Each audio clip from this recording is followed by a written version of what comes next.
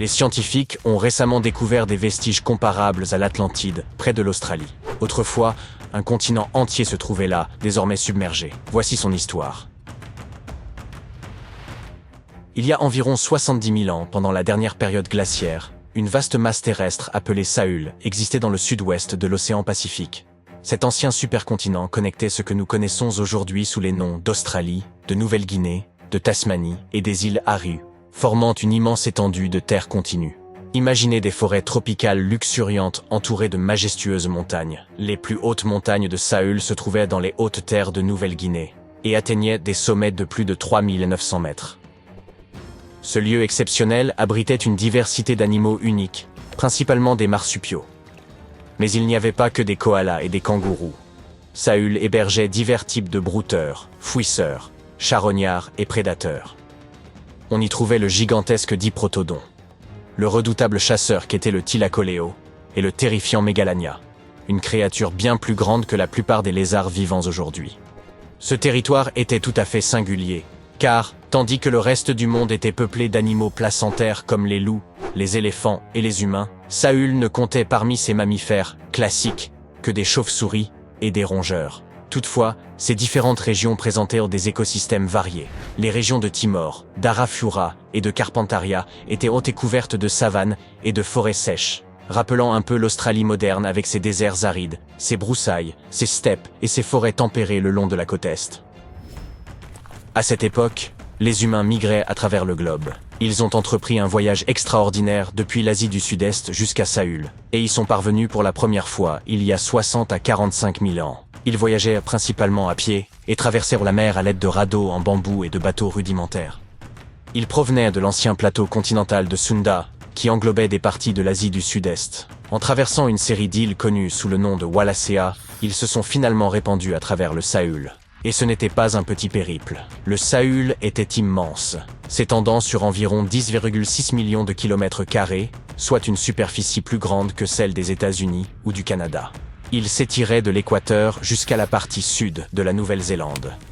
Ainsi, en arrivant dans ce qui est aujourd'hui l'Australie, ces voyageurs devinrent les premiers habitants de cette terre. Les scientifiques estiment que le Sahul comptait alors environ 500 000 habitants. Nous avons aussi découvert des peintures rupestres datant d'environ 40 000 ans, qui représentaient des scènes de chasse au buffle nain ou à Noah face à des figures humaines et animales. Les chercheurs s'efforcent de comprendre comment ces premiers colons se déplaçaient à travers le Sahul et où trouver des traces archéologiques de leur voyage. Pour ce faire, ils ont créé un modèle informatique de l'évolution du paysage. Cette simulation a montré les transformations du Sahul entre 75 et 35 000 ans, révélant des routes migratoires potentielles et des sites archéologiques. Les hommes se déplaçaient probablement le long des côtes et des rivières.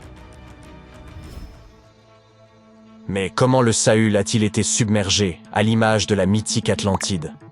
Durant la dernière période glaciaire, une grande partie de l'eau terrestre était emprisonnée dans d'immenses calottes glaciaires, faisant ainsi baisser le niveau de la mer. Par la suite, avec l'augmentation des températures mondiales, ces calottes ont fondu et le niveau de la mer a monté d'autant, submergeant les ponts terrestres qui reliaient les différentes parties du Sahul. Il y a environ 8000 ans, la Nouvelle-Guinée s'est séparée de l'Australie continentale. Puis, il y a environ 6000 ans, ce fut au tour de la Tasmanie. Mais grâce aux nouvelles technologies, nous pouvons encore explorer les parties submergées du Sahul. Les plongeurs explorent et collectent des échantillons directement depuis le fond de l'océan, et les drones sous-marins peuvent atteindre des zones trop profondes ou dangereuses pour les humains. Grâce à la cartographie par sonar, les scientifiques utilisent les ondes sonores pour dresser des cartes du fond marin, un peu comme utiliser un écho permettant de voir sous l'eau. Les ondes rebondissent sur le fond marin et reviennent à l'envoyeur, aidant ainsi à composer une image des environs. Dans les profondeurs sous-marines, les archéologues ont trouvé des outils en pierre et d'autres artefacts. Ils ont également découvert des fossiles d'animaux tels que le diprotodon et le thylacoleo. En étudiant le terrain submergé de Sahul, ils ont mis en évidence l'existence de rivières, de lacs et de côtes datant de la période glaciaire. Mais pour autant, Sahul n'est pas le seul continent submergé au monde. Ce n'est même pas le seul trésor caché de l'Asie du Sud-Est.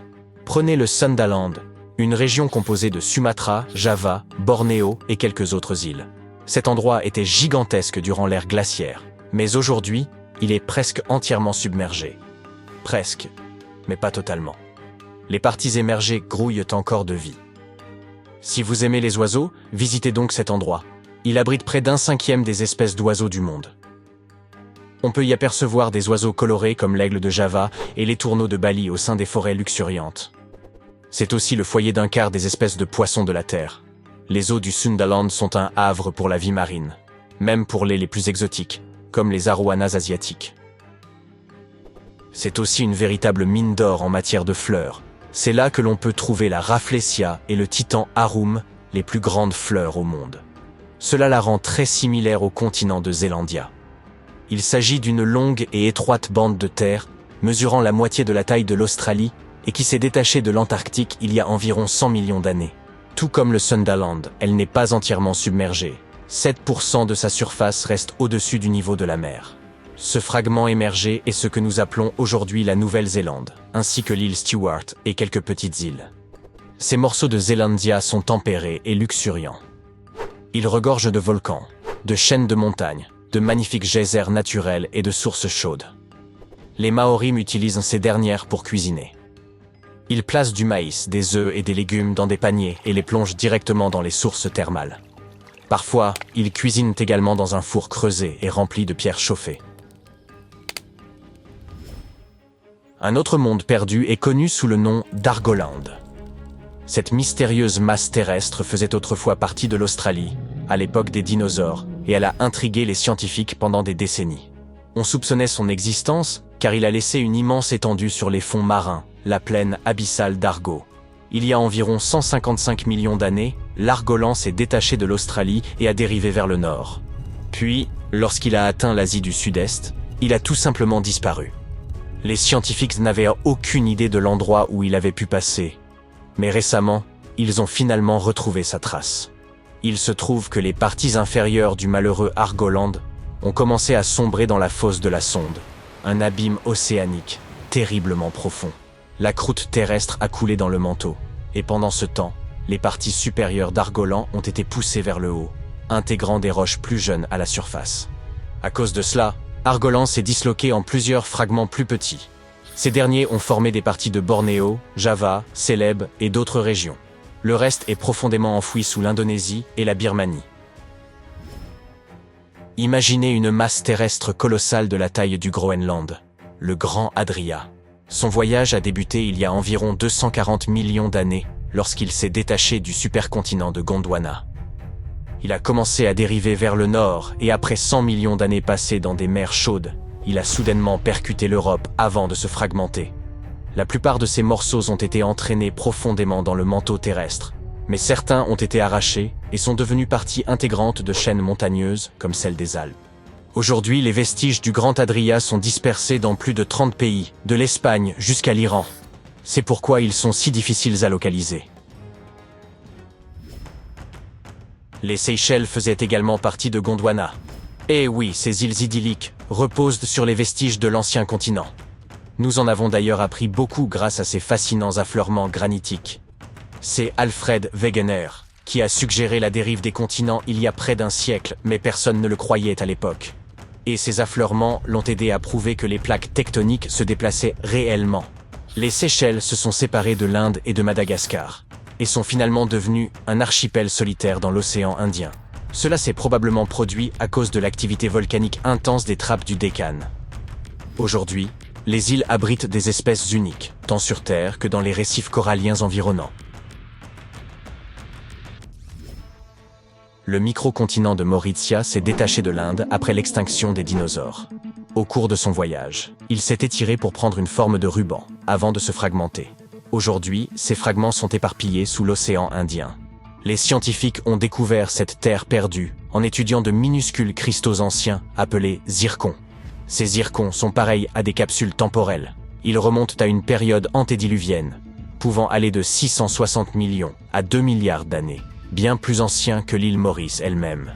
Ces cristaux anciens ont suggéré l'existence d'une autre Atlantide quelque part à proximité. Il semble qu'il y ait des continents engloutis un peu partout dans le monde. Et peut-être en découvrirons-nous encore beaucoup d'autres à l'avenir.